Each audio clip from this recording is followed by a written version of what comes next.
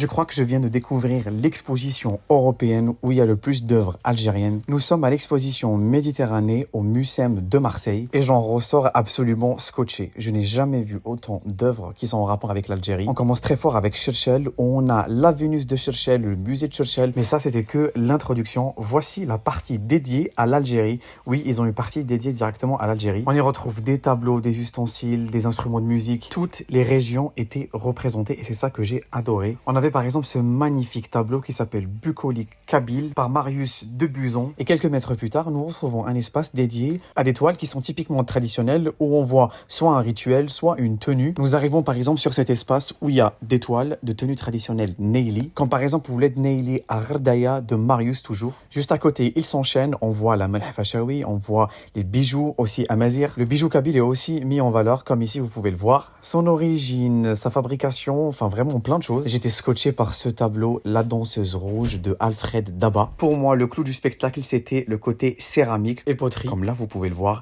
Et ils avaient un mur dédié à la céramique et poterie qu'on trouve en Kabylie. Regardez-moi ça. La disposition, les tableaux, les couleurs, franchement un voyage. Vous pouvez retrouver aussi la signification qu'on trouve sur la céramique. C'était très intéressant, très riche. L'exposition est permanente et devrait rester jusqu'en 2026, donc allez-y, foncez que vous n'allez pas le regretter.